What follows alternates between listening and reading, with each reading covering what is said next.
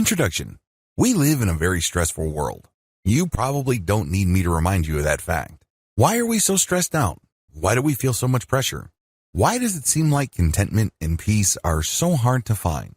Well, for most people, they simply just have too many duties, responsibilities, distractions, and routines taking up their time and attention.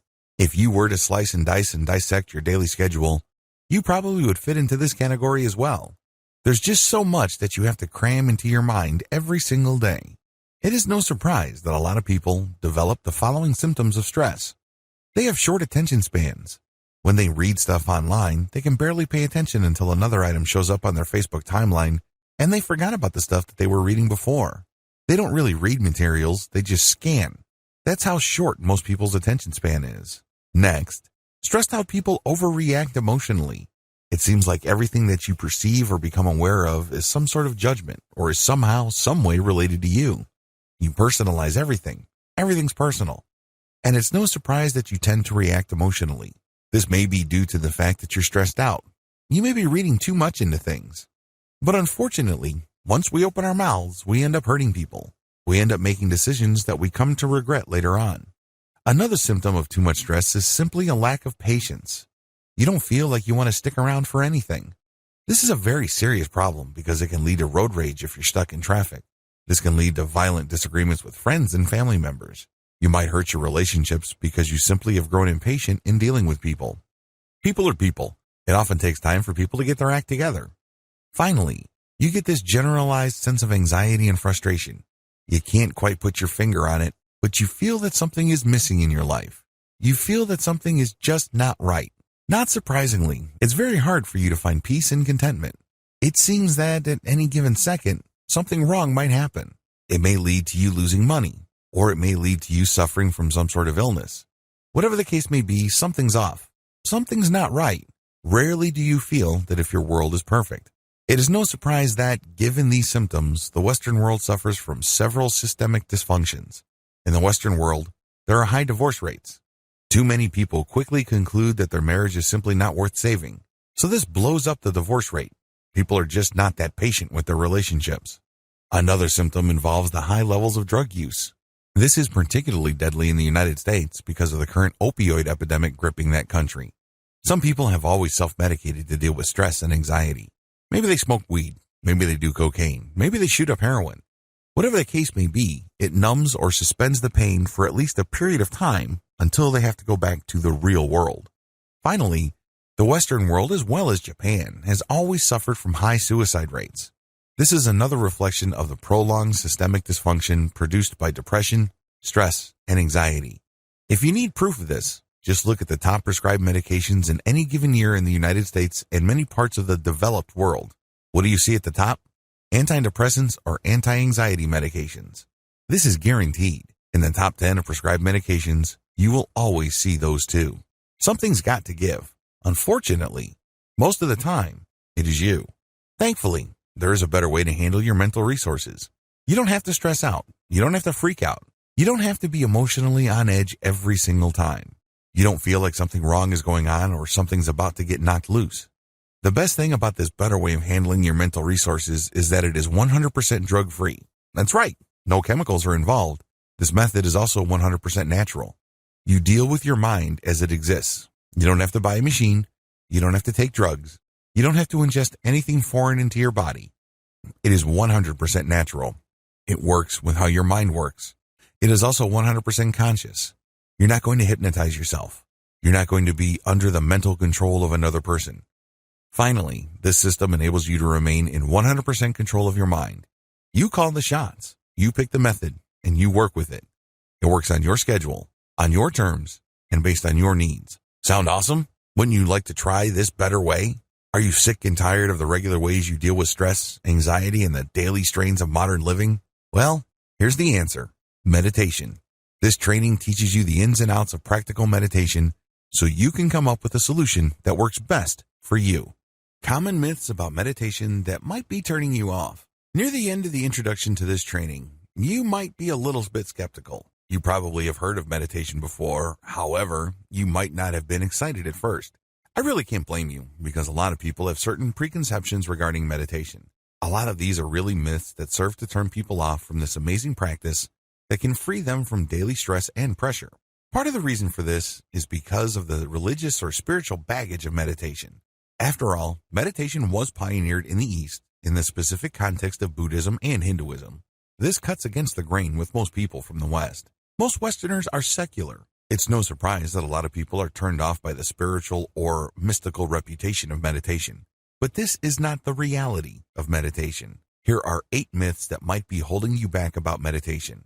Learn to recognize these and hear the truth about meditation so you can make a real informed choice. Myth number 1, you have to be religious for meditation to work. According to this myth, you have to be a Buddhist or a Hindu for meditation to work for you. Absolutely wrong. Meditation works with how your mind naturally processes stimuli. It doesn't need religion. It doesn't need spirituality. You just need to tune in to how your mind is already working. Myth number 2, you have to believe for meditation to produce benefits. You don't have to believe in anything. You just have to go through the steps of meditation because meditation works with how your mind works. It's kind of like redecorating a room with existing furniture. The furniture is already there. You just need to rearrange the furniture so it produces better effects. You're not imagining stuff for the process to work. You're not forcing yourself to change what you believe in for meditation to produce results. Myth number 3, you are fully unconscious when meditating. This is an absolute lie. A lot of people are under the impression that meditation is really like some variation of sleep and you're hypnotizing yourself or entering some sort of altered reality. No, this is not true. Real, practical meditation is actually the precise opposite. You remain fully conscious. However, you train your consciousness to purify its focus. It leads to a very empowering feeling because you start becoming more mentally disciplined. This is the complete opposite of just simply being unconscious. Myth number 4, you will fall under the influence of others easily when meditating. When you meditate, you are calling the shots because your focus is super filtered. It is super fine. Only you can do this. Nobody outside of you can guide you to achieve this level of clarity and focus. You have to do this yourself. Accordingly, you won't fall under the influence of others when meditating unless, of course, you want to. You always have that choice. But practically speaking, you are calling the shots. Myth number 5, meditation is another form of hypnosis. Hypnosis works when somebody outside of you guides you to achieve an altered state of reality. They basically change how you look at things. Maybe a hypnotist will make you change your mind about smoking or some form of addictive behavior. Meditation is very different from hypnosis because you're not gaining instructions. Instead, you are clearing away your mind to focus on how your mind works in a given moment. You're not taking in stuff. You're actually clearing stuff away. So there's nothing to get hypnotized about. What you have is pure focus. Myth number 6, it takes a lot of effort to meditate properly. Your mind is actually very powerful. To use machinery analogy, your mind already has gears that turn, and these are very powerful gears. You have to understand that you navigate reality with your mind. It's how your body exists in reality. You perceive reality through your mind. When you meditate, you tap into that machinery and you purify it. In other words, the energy is already there. You don't have to exert new effort. Instead, again, to use the analogy of the room with furniture, you're just rearranging the furniture to produce a different effect. Myth number 7, you have to meditate for a long time for it to benefit you. Meditation, to a lot of people, is a lot of work. They think that there are many levels to it. Well, people who think that way are being confused by the traditional religion or spirituality that surrounded meditation because Buddhists think in levels. Hindus too, to a certain degree. Raw, practical, basic meditation can produce results for you right here, right now. Since your goal is not to attain some sort of mystical enlightenment, but to just live in the present moment and focus your mental energies, the benefit is almost immediate if you do it right. Myth number 8, people who meditate are gullible.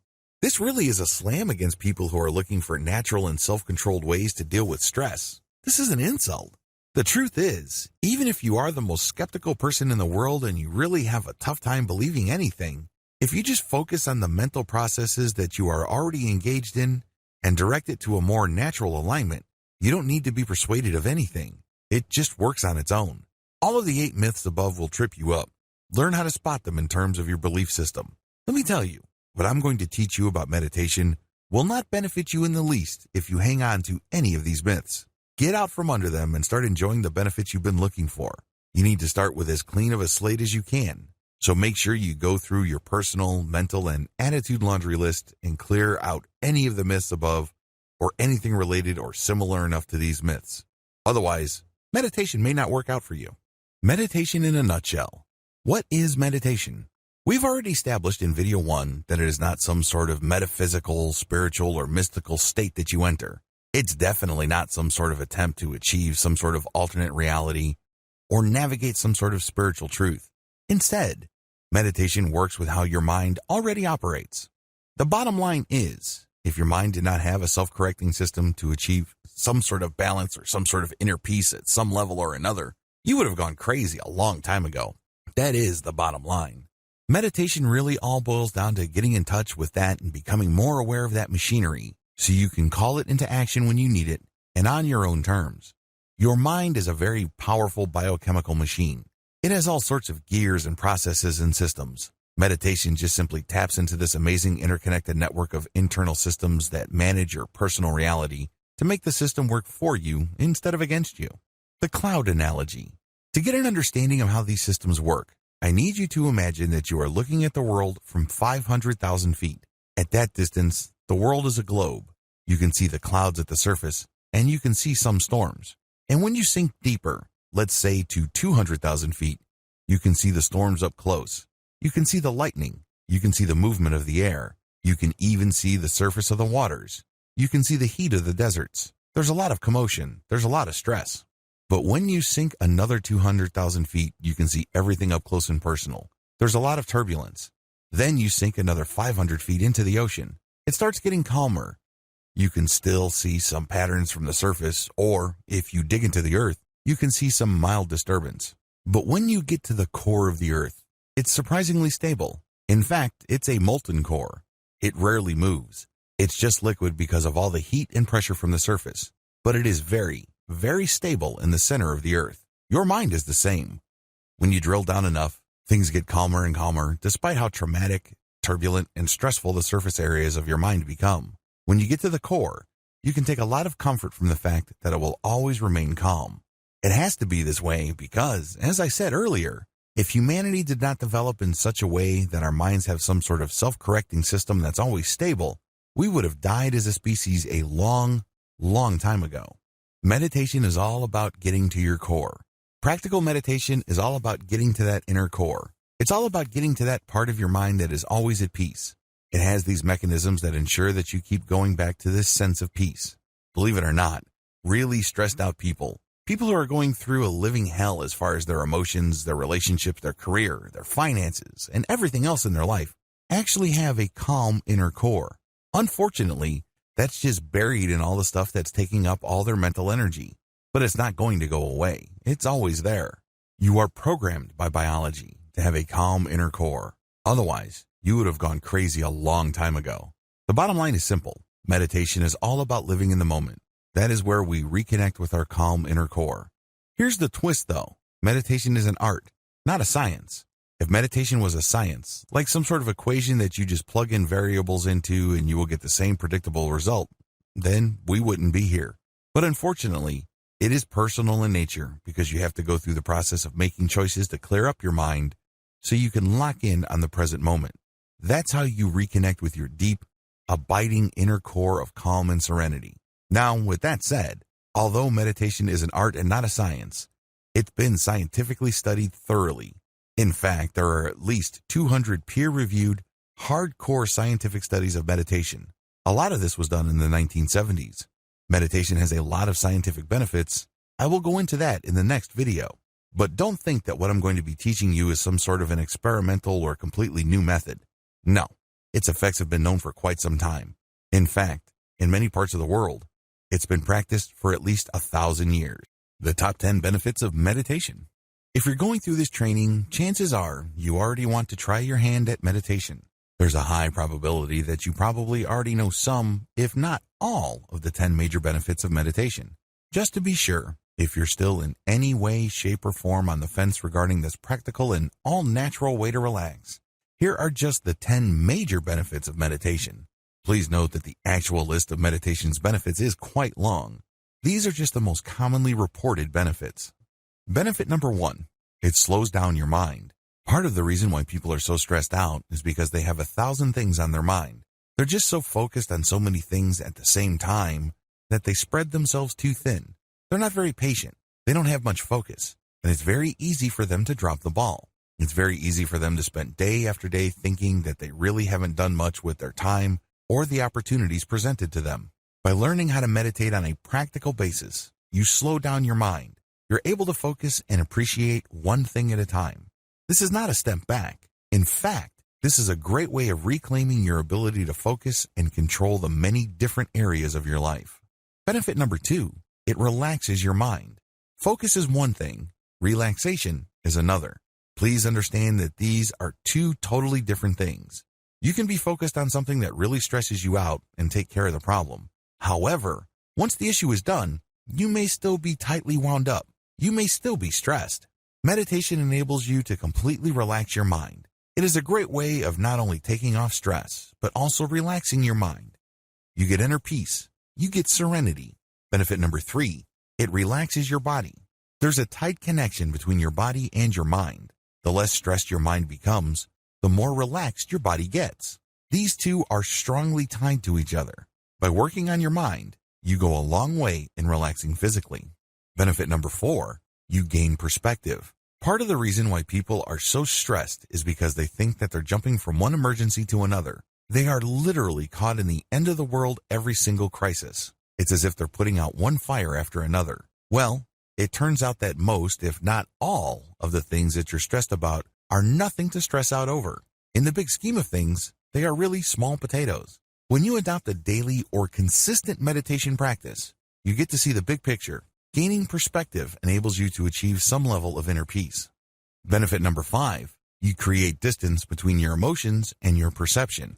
One of the most common symptoms of stress is when everything seems to revolve around who you are, your personal value, and your goals in life. In other words, every small disappointment becomes a giant failure. When you don't agree with somebody else, instead of leaving it at a fairly shallow level, the disagreement becomes really personal. You really have a tough time letting go of your emotions. Well, when you learn how to meditate, you create distance between your emotions and perceptions. Just because you perceive certain things, it doesn't necessarily mean that you have to interpret things in a very emotionally negative way. The more you meditate, the calmer you feel. It doesn't have to be the end of the world. It doesn't have to be all about you. Life doesn't have to involve a tremendous amount of unnecessary drama. Benefit number 6, your focus increases in power. Where your focus goes, energy flows. Unfortunately, if you're stressed out, it's very easy for you to try to focus, but there's really not much power left. You can't muster the willpower needed to get stuff done, regardless of how much you think you've set your mind to something. At some level or another, something is tapping your energy. It's just leaking out of you, and you really can't, for the life of you, focus like a laser. When you learn how to meditate and control your mental processes, your focus grows in strength. You are able to target specific tasks with your willpower. When you do this, you become a more effective and productive person. Benefit number 7, your focus increases in clarity. Just as focus involves willpower, focus also involves clarity. Things start to make sense. Things fall into place. Unfortunately, if you're under a lot of pressure, it's easy to suffer from brain fog. Everything looks the same, everything is fuzzy, and it's hard for you to tell which is which. You don't even know what your priority should be or not. It is no surprise that regardless of how much focus stressed out people try to put on certain tasks, they can't get anything done. It's as if they try to impose their willpower to do certain things, but it turns out that they're doing the wrong things at the wrong time to produce the wrong results. They end up chasing their tails. When you meditate, your focus not only grows in strength, but it also grows in clarity. You start using your values as your filter as to what to focus on. This can have a tremendously positive result on your productivity as well as your sense that you are able to make things happen in your life. Benefit number 8, it lowers your blood pressure. In research study after research study, scientists have discovered that consistent meditative practice actually lowers blood pressure. This is a big deal because there is a cardiovascular disease epidemic in the United States and other developed nations. As people live more and more sedentary lives, heart-related issues are killing more and more people. If you meditate, you tend to naturally lower your blood pressure, and this can possibly prolong your life. Benefit number 9, it can speed up emotional healing. If you have a tough time forgiving people, By learning how to meditate, you can gain emotional distance from painful or anger-induced memories. Sooner or later, you are able to see things in perspective, and this puts you in a position to forgive. Now, this doesn't necessarily mean that if you meditate, you will automatically forgive people who you feel have done you harm. That will still be your choice. However, when you meditate, you start viewing things in perspective, and it's more likely that, if you want to, you can forgive and move on. This can go a long way in helping you heal emotionally. Benefit number 10, can bolster psychological repair. I wish I could tell you that all of us came from ideal childhoods. I wish I could tell you that we all had great pasts, and that we've always hung out with great people and we've always had amazing times. It would be awesome if we all came from nurturing, loving relationships and families. Unfortunately, that's not true. There are a lot of us who have suffered psychological wounds and are having a tough time recovering. When you meditate, you tend to gain perspective. This enables you to put yourself in the position to start looking at the past as well as the present consequences of your past with a fresh set of eyes. If you feel that you've been victimized, if you feel that you've been harmed in the past, it doesn't necessarily mean that you have to continue looking at yourself the same way. Again, just like with speeding up emotional healing, meditation only puts you in this position. You still have to choose this benefit. This doesn't happen automatically. Keep the 10 benefits above in mind if you're still hesitating or feeling apprehensive about meditation. While it is a commitment, please keep in mind that in most cases, its advantages definitely outweigh whatever real or imagined disadvantages people may see with a meditation practice. Practical versus esoteric meditation. In the first video of this training, I outlined the common myths that tend to hold people back from adopting a personal meditation practice. It really all boils down to a sense that meditation is somehow, some way religious, mystical, or some sort of superstitious practice. We live in a very secular time. We'd like to believe that we are guided by reason and science. Given this context, it is entirely understandable why people have second thoughts about meditation. A lot of this really flows from the dichotomy between practical and esoteric meditation. Esoteric meditation is really the historic practice of meditation. In this context, meditation is practiced in connection with some sort of higher religious goal or some sort of mystical objective. If anything, meditation is not the centerpiece. Rather, it's just a side practice to what should be the primary goal, which is to attain some sort of enlightenment or some sort of spiritual release. Esoteric meditation. Esoteric meditation is rooted in Eastern philosophy. The whole idea of Eastern philosophy is that life is suffering, or that there is such a thing as karma and eternal rebirths. The whole point of any kind of spiritual exercise is to gain a perspective that enables people to break out of this eternal series of birth, suffering, death, and rebirth. Meditation has historically been associated with this thinking because meditation is one practice that enables people to start seeing life from a completely different perspective.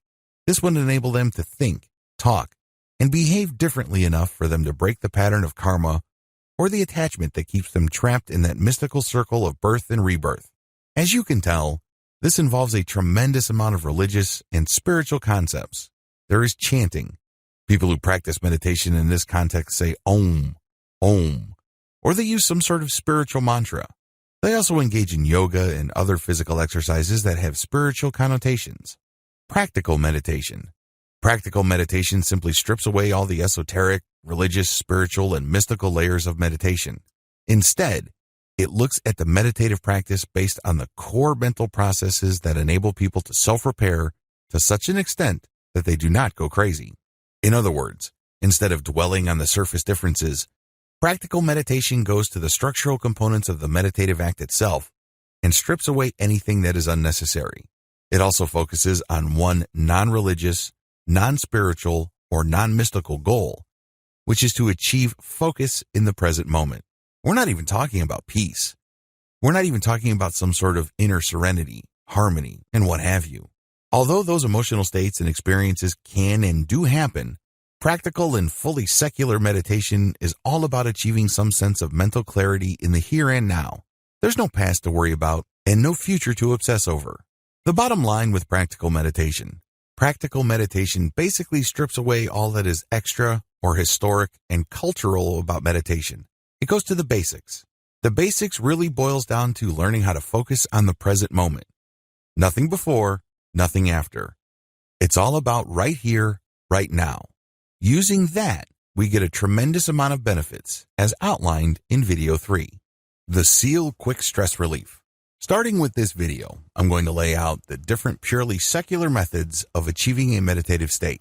Now, a lot of people might argue whether these methods are classical meditative techniques. But as I've mentioned in video 4, we really couldn't care less about whether it's traditional, classical, or what have you. Instead, our focus is to learn the basic practical, doable techniques that enable people to focus on the present moment. This is the key to relieving stress and removing unnecessary life pressures. The first method I'm going to teach you is the SEAL Quick Stress Relief Method. This method was pioneered for the U.S. Navy SEAL program. SEAL stands for Sea, Air, and Land Teams. These are highly trained, mission-critical military units run by the United States Navy. These are the seasoned military specialists that often see action first in any kind of armed conflict. In other words, you have to have your wits about you. Usually, they get sent in to clear out an area. They plant bombs. They do sabotage. They do all sorts of highly stressful military work. It follows that the U.S. Navy invested a tremendous amount of money to enable these military specialists to achieve instant or almost instant peace of mind right before they do a task. Also, if they're in the middle of a firefight or they are in the middle of a very sticky situation that can be fatal, they get the U.S. Navy invested in this training to help them calm down and remain focused on the task at hand. The SEAL method. The SEAL method is actually pretty straightforward. You breathe for a few seconds. It could be 4, it could be 10, as long as it's not too long for you to be uncomfortable. You breathe and then hold, and then you release, and then you hold. Basically, you breathe in, and then you hold it for however many seconds. You then release your breath, and then at the end of that stage, when all the air has left your lungs, you hold it for the same number of seconds when you were breathing. You repeat this about 3 to 8 times. Again, as long as it's comfortable. Guidelines. When you're doing this, you don't think. You know you're doing it wrong when you're thinking. Instead, you should just focus on what you're doing. Focus on the air coming in, focus on holding your breath, then focus on the air going out. If you keep repeating this with your focus solely on your breath and what your body is going through, the relaxation will come.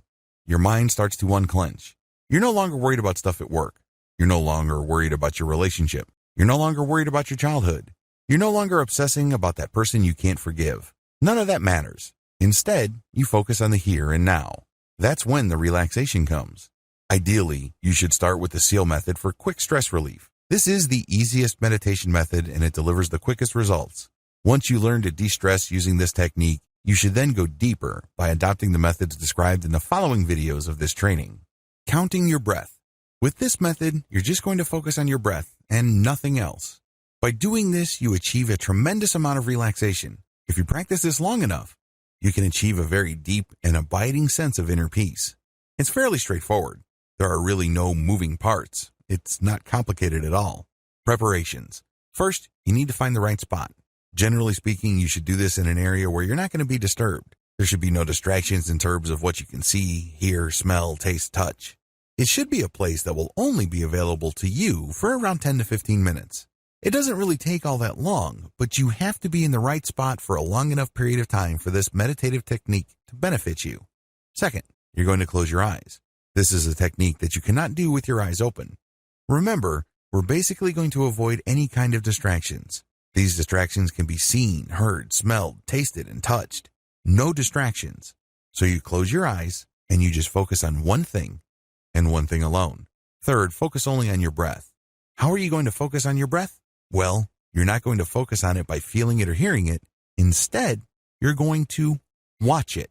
In other words, you turn your mental camera to your breath. You imagine yourself seeing yourself breathe in and breathe out. The key here is to feel it with your body and see it in your mind's eye. Eventually, these two sensations will line up. So it diverts your attention from the stuff going through your mind as well as the stimuli that your body is picking up. Instead, everything is focused on your breath. Your conscious attention is focused solely on your breath. You breathe in slowly and you breathe out slowly. Everything is focused on the area of your body where the breath is coming in and going out. The key here is to not control your breath. The key is to not be self-conscious. Instead, you're just paying attention to this natural flow. When you feel that there's a strain in your lungs, you're doing it wrong. It means you're being self-conscious. It means that you're trying to force things. This should not be forced. It is actually effortless. You're just basically turning that mental camera that you have from obsessing about all these stresses or drama happening in your life to just focusing on your breath. That's all it will be focused on. And if you keep this up long enough, you will become very, very relaxed. It leads to a tremendous amount of inner peace. However, let me tell you, in the beginning, it's going to be quite difficult. You might even feel bored. You might even feel like you're wasting your time. It's because this is something new. Your mind is not used to thinking this way. After all, your mind has grown accustomed to thinking about 1,000 different things at once. It's used to using up a tremendous amount of energy. Now, you're using very little energy and you're focusing on only one thing. As you can imagine, that takes some getting used to. The good news is, it's worth doing because the calm and relaxation that you get will be priceless. Present sense mindfulness. With this technique, you focus on what you see in front of you. In other words, you're going to be meditating or practicing mindfulness with eyes wide open. You're just working with your awareness. You're training your awareness on one thing and one thing alone. Steps to present sense mindfulness. The first step is to practice the breathing patterns that you learned in video 6. Focus on your breathing until you achieve a sense of relaxation. You do this with your eyes wide open. You can do this in a room with no other people, but there are objects in the room. You do this with your eyes open. Ideally, you shouldn't do this in any place where there are loud noises or music. Next, you're going to focus on an object in front of you. It can be a tree, a park bench. It can be a house. It doesn't really matter. What's important is that you put all your focus on that one item alone. The key is to look at that item. You're not out to enjoy it. You're not out to judge it. You're definitely not out to analyze it. Instead, you're just looking at it. The key here is to see clearly. You're going to basically be looking at all the details. It's not like you're searching for something. Instead, your job is just to take it all in. It is kind of like taking a very thorough, high-resolution snapshot of that item that you've chosen to look at. Next, once you have determined that you have seen all there is to see about the object, the next step is to pay attention to what that object would smell like, taste like, feel like in terms of texture, and what it would sound like. In other words, you sense it in 3 dimensions. You take it in with all your senses. This enables you to lose your focus on everything else. When you do this, your mind is being filled with the stimuli of that object and that object alone. You have no space left for stuff you have to worry about at the office. You have no mental resources left for that time when your best friend stabbed you in the back or did something that made you hold a grudge for a long time. All that stuff gets pushed out. Instead, you're just cramming all the sensory data that you are willfully taking in based on that object that you have chosen in front of you. This enables you to lose focus on everything else and focus on that thing in front of you. This enables you to reset how you normally focus on things in your life. The reason why you're so stressed out is because you're hanging on for dear life onto so many different things, and they layer on top of each other. And at the end of the day, all this willpower and this mental energy is just basically wasted because you're hanging on to so much stuff. When you practice this meditative technique, you push a reboot button for your mind and let go of all that stuff that you're clinging to. And instead, you just fill it with the stuff that you take in and that you flush out. Eventually, this leads to mental hygiene because you will develop the mental discipline to zero in on an issue or a set of data for however long it takes to produce. Let's say at work or in an argument or even dealing with a relationship, and then let go. Watch your emotions like clouds. Once you have done the previous meditative practices, the next step is to meditate in such a way that you let go of emotional attachments. Let's get one thing clear. Part of the reason why we're all so stressed out and anxious is because our memories are not emotionally neutral. When we perceive certain things, we tend to react a certain way because we have been trained by past experiences to respond that way. What if I told you that in many cases, we respond in a very unproductive and downright negative way? We could be responding in more neutral or more positive ways, and our lives could be more productive. Instead of wasting a tremendous amount of emotional and mental resources feeling negative, angry, frustrated, guilty, upset, you name it, we can focus more on feeling appreciated as well as content. It's all a choice. But unfortunately, if we hang on to these past memories and we judge them in a predictably negative way, we lose sight of the fact that we can always choose our judgments. We feel that our negative analysis is just who we are. It's part of our identity. It's part of our personality. Well, it isn't. It's always a choice. With this technique, you gain some freedom from the emotional roller coaster ride that you feel just takes you to negative territory like clockwork. Here's how it works. Step number 1, count your breath. Go back to the earlier video where I taught you how to count your breath. Watch your breath. Count it. Focus on your breath. At a certain point, you will relax. You can use the SEAL method, or you can use the more intensive breath counting and watching method I discussed earlier. Whatever the case may be, Keep doing it until you sense relaxation. Step number 2, close your eyes. Once you feel that you have reached a certain level of relaxation, close your eyes. Everything should go black. Allow yourself to relax even deeper. Allow yourself to slow your thoughts down. Just focus on the calmness of the darkness. There's nothing to prove here. You don't have to be somebody that you're not. You have nobody to impress. This is just you and your thoughts. It's just calm, pure darkness. No light, no color, nothing to get worked up about. Step number 3, focus on your thoughts. Once you have relaxed, pretend that you are in some sort of movie theater and you're sitting back and you're seeing scenes. These are your thoughts. When you assume that perspective, you would realize that you're thinking a lot. If you're a normal person, a lot of mental images flash through your mind. In fact, we go through so many mental images, oftentimes we're not aware of them all. So sit back and just see your thoughts play out. Step number 4, make sure not to judge or analyze your thoughts. Here's the thing that you will be doing differently. Most people have no problem seeing mental images flash through their mind. But the problem is, once that happens, they get all emotionally caught up. For example, you had an ex who cheated on you, stole from you, or otherwise did bad things to you. How do you think you would feel when you see something that reminds you of him or her? You probably don't feel all that good. Now with this technique, when the mental image or the picture or the likeness of your ex comes to your mind, your rule is that you let the image flash, but you will hold judgment. You're not going to analyze it. You're just going to acknowledge that this is the image of my ex, this is the image of my boss, this is a scene from my childhood, this is a scene where I was let go at work, this is a scene at jail. Whatever the case may be, you're seeing all these mental images, but you're not judging. You are acknowledging. It's very important that you know the distinction. You're not engaged in pretending to not see something. For example, if there was a fire in your childhood, you're not going to say, well, this was a happy moment in my childhood. No, this was a fire in my childhood. But this is going to be different from this is a very traumatizing childhood memory that basically destroyed my life because I lost both parents. Do you see the difference? There's no judgment here. You just say, this is a fire that happened when I was a child. It's stripped out of all emotional baggage. It's stripped out of all emotional trauma. Acknowledge and describe in a very objective, flat, and neutral way. This is not going to happen overnight. If you are carrying around a very heavy weight, maybe child sexual abuse, maybe you were unjustly punished. Whatever the case may be, you just need to focus on what you see. Do not judge. Do not analyze. Just acknowledge it and then move on to the next step.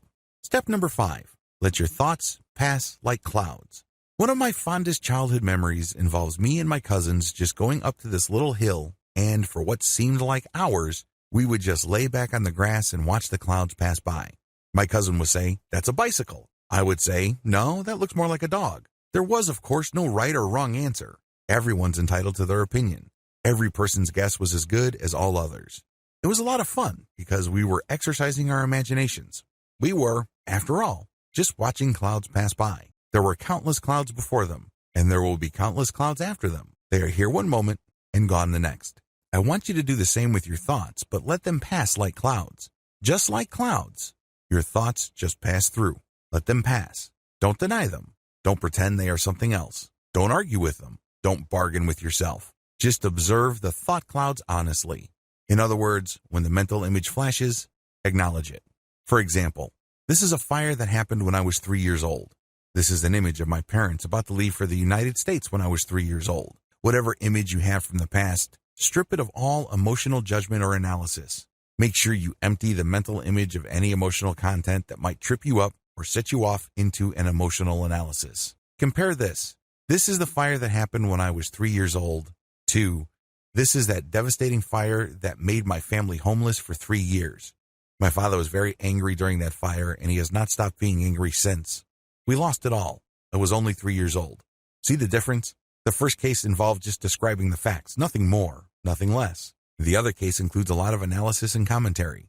These lead to you getting thrown off track. Learn to spot the difference. Recognize the point when you stopped objectively describing and started emotionally reacting. It doesn't make it any less real, mind you, but you're just acknowledging it because we're not engaged in self-delusion here. We're not trying to trick ourselves or hypnotize ourselves into thinking that these events, which ultimately are very traumatic and hurtful, did not happen. Instead, you're just acknowledging. And then the next step is what makes it really powerful. When you acknowledge, you then let it pass like a cloud. Just like a cloud, it's going to zoom over your head. It's going to linger slowly, depending on how strong the wind is. but you just let it pass. Eventually, it will pass. Step number 6, enjoy the emotional distance. When you repeat this over several weeks, you start noticing emotional distance. Mental images, memories, or what have you that used to throw you off track no longer do. Maybe there was a memory that used to make you cry like you were on autopilot. Now you don't do that. You just say, well, that happened to me when I was 4 years old and my housekeeper was in that memory. Then you let it pass. Well, that happened to be, and my boss said something and I was let go and I found another job. You let it pass. Well, that was my best friend and my ex-girlfriend. You let the memory pass. You do this over and over again, and the more successful you become at it, the greater the emotional distance. Eventually, all that stuff that used to drag you down and hold you back is left in the past. Congratulations. Meditation best practices. Meditation is like working out. When you work out, you put a lot of stress on your muscles. That's how they get bigger. That's how they get leaner. That's how they get stronger. The same applies to your mental muscles, because that's what meditation is. It's a mental workout. Physical muscles get soft if you don't challenge them or you don't put pressure on them. With meditation, you're going to challenge and put pressure on your mental muscles. Believe me, it is quite a workout to let a mental image just pass over your head like a cloud without judging it. For example, there was an episode of your childhood that used to burn you through your core because it was really humiliating. It was disgusting. Whatever it was, it takes effort to do that. But that's how you challenge your mental muscles.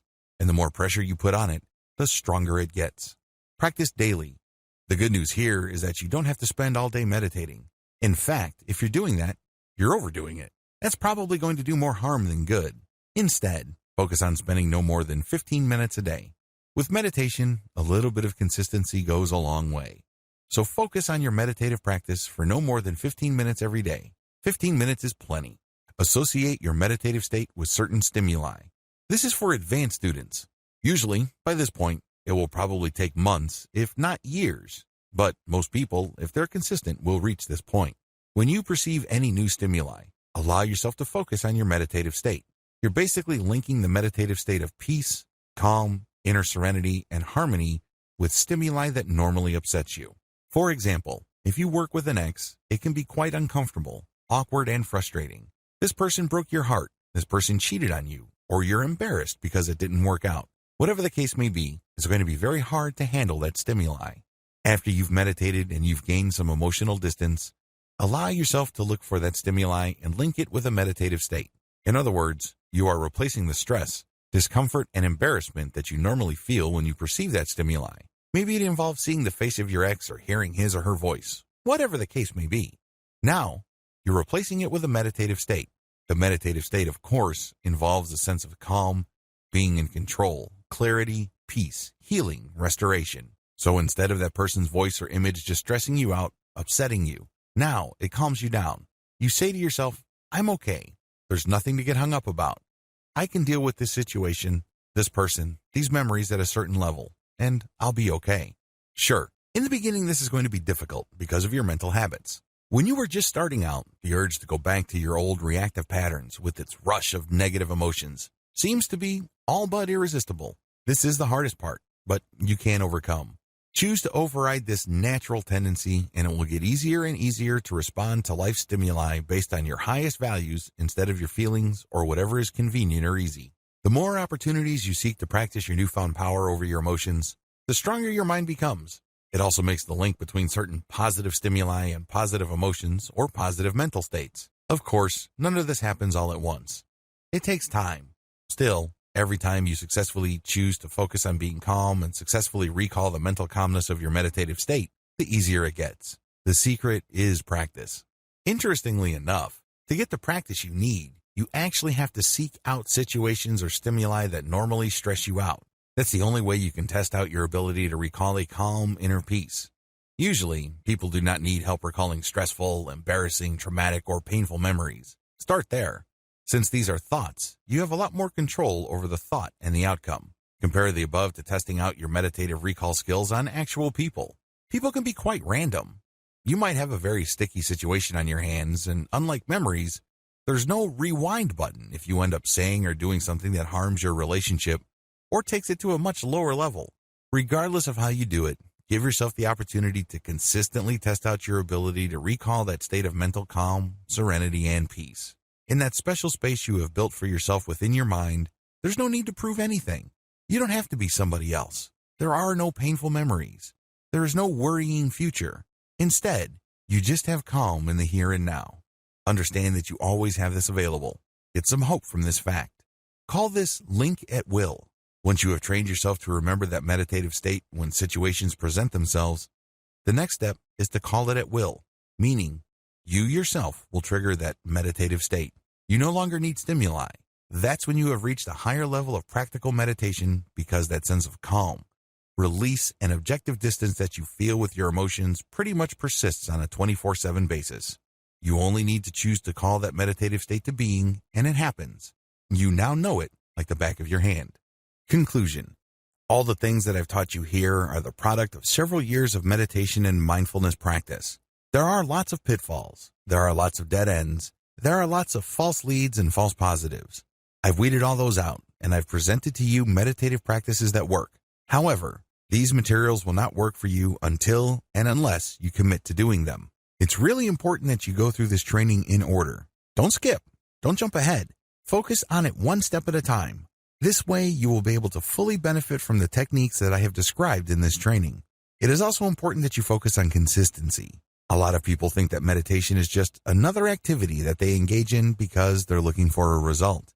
They are looking for some sort of solution. While that may ultimately be the truth, please understand that you must look at meditation and mindfulness as ends in and of themselves. In other words, they're not just means to an end. They don't just enable you to go where you really want to go. Instead, they must be your destination. They must find some sort of value in doing them. That value must be in the act itself. If you're able to do this, then it becomes part of you.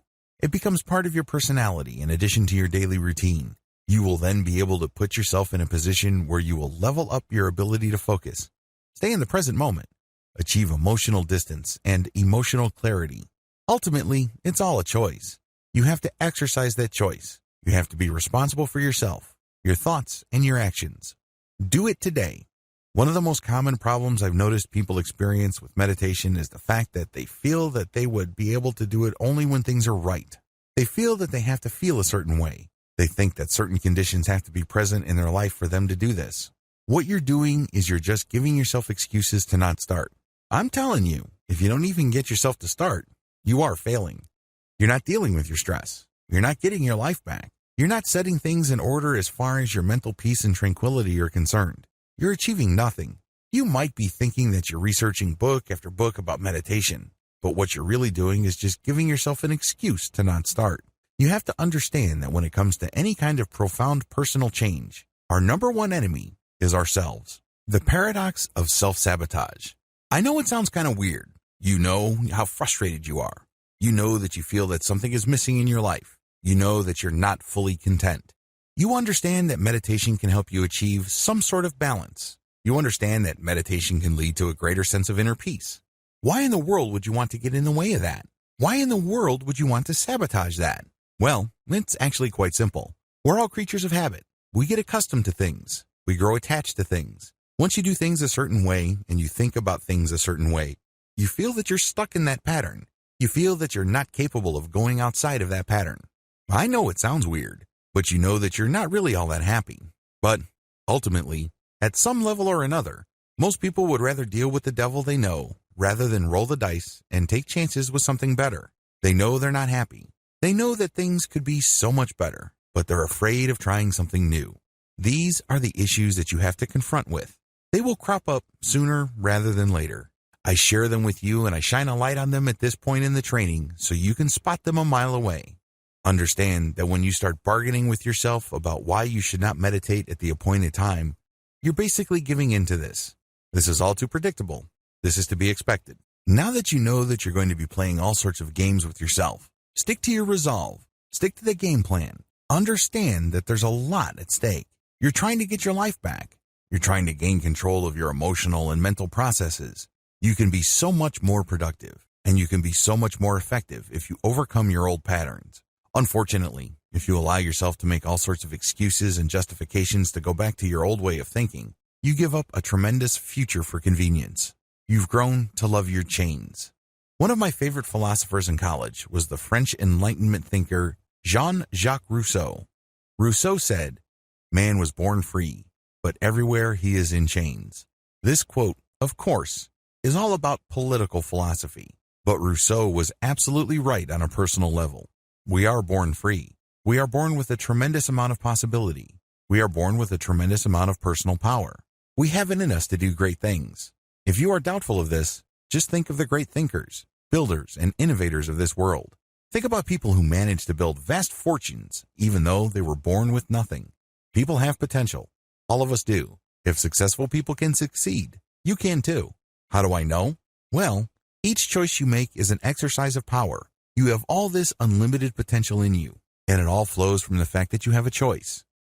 Your choice gives you power of the things you think about, talk about, and the things that you think you are capable of doing. But the reason why you feel so powerless, so limited, so small is because you've allowed yourself to live in a neat, tidy little box. This box indicates what you can and cannot do. This box indicates what you are, what you're about, and what you are not. Nobody put you in that box. You chose to be in that box. You chose to live in a mental prison.